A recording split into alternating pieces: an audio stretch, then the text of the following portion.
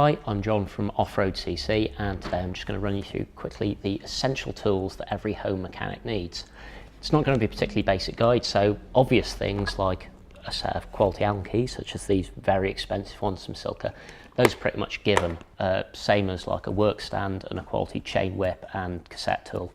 Those you need those anyway. What I'm going to try and cover is some of the things that you might not have heard of, but will make your life an awful lot easier. The first up, kind of related to Allen keys, is having some way of torquing small bolts correctly. I particularly like these little things from Toe Peak. Each of these sort of little self-contained items, and they've got a set torque rating. So this one's 5 Newton meters, and with this one you basically put a bit in the end, put a 5mm Allen key in that end, and then you tighten it up. The nice thing about these is they're clutched, so once you hit the correct tension they just spin round instead of ones that click when you hit it, because it's still possible to over torque things with something like that. Even better, and definitely not recommended by manufacturers, with these, if you're tightening up disc brake bolts, you can actually put them into a cordless drill and tighten it up, and when they hit the right torque it'll just spin round, so that makes putting on disc rotors an awful lot faster. Right, moving rapidly onwards, obviously most new chains now have quick links in them, which is all well and good up until you need to try and take your chain off, and then it's an absolute bugger. What a tool like this allows you to do is simply put your chain link in there, squeeze it, and it'll undo it. And I particularly like this one from Super B because it allows you to do the reverse, which is seat your chain link by putting it there and then spreading it like that, which means that you don't need to do the sort of like Russian roulette thing of treading on the pedal as you go riding. So that's a top thing.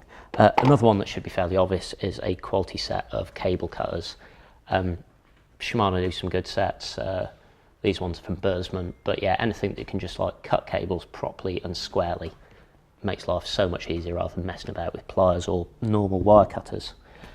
The next thing is one of these. It's a pipe cutter. This again is from Super B, so apparently it's a cycling specific one, but if you go to any sort of plumbers merchants or DIY shop, they're exactly the same. These things are absolutely fabulous for trimming down steerer tubes or seat posts because they cut pretty much flush. You don't need to mount anything in a vise, you can just stick it on, and then what you do is you spin it around. There's a hardened steel disc there and it'll just cut through it, and it makes it really, really easy to trim stuff. And yeah, if you go to the plumbers, they're dirt cheap as well, much cheaper than buying a hacksaw and then a cutting guide, so don't bother with that. Hello.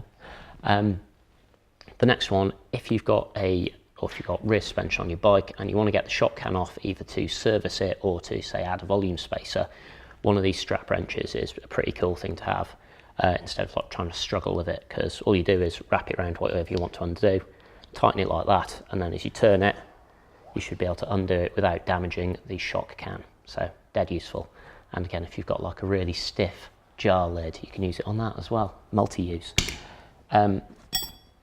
The next thing is this, which is a derailleur alignment tool, especially with modern drivetrains where you've got say 11 speed or 12 speed, and especially with single ring drivetrains, having your mech hanger absolutely bob on is really critical to shifting performance, and this allows you to get it right. Don't trust that your bike's come from the factory with the derailleur hanger in the right place, because odds on it hasn't. So if you're having shifting woes, use one of these and it'll make it loads easier. Basically what you do is unscrew your mech, screw that end in to the mech hanger. Once it's there, you then follow it round so you can see where it's square against the wheel, and you can slide it up and down like that to get it all square and just make sure it's accurate. And if you do need to change it, all you do is pull on that bit and it'll bend in the right way, and you can check against it. So super useful. And one like this from Cyclo is pretty cheap. It's obviously, if you get a park one, it's pretty expensive, but these aren't too bad. Next up, for pressing in headsets or for pressing in press fit BBs, it's a headset press. Again, this one is, I think this is an X Tools one from Chain Reaction. It was pretty cheap, but it does the job. Basically, you just got all these stepped bars there. You can adjust the length fit using that, get it right, and then you just spin it down, tighten it up, rolls on bearing so it's nice and smooth. And again, this is not a very expensive thing, and if you and some mates just want to go share on one, then it makes a load more sense. You'll save money over time instead of going to a shop.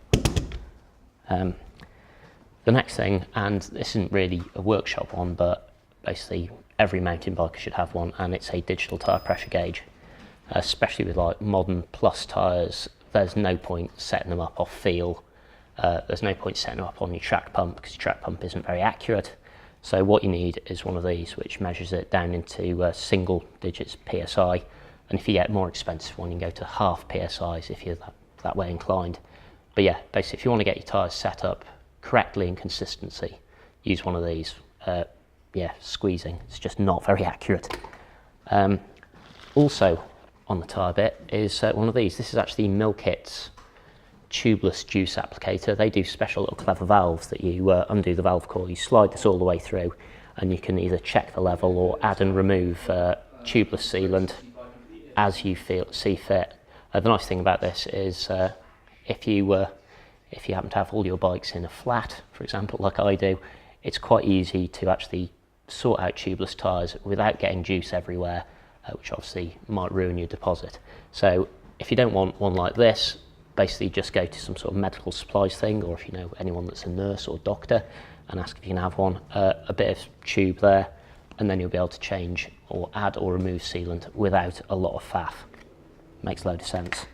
On a similar note, a proper brake lead kit for whichever brand of brakes you've got.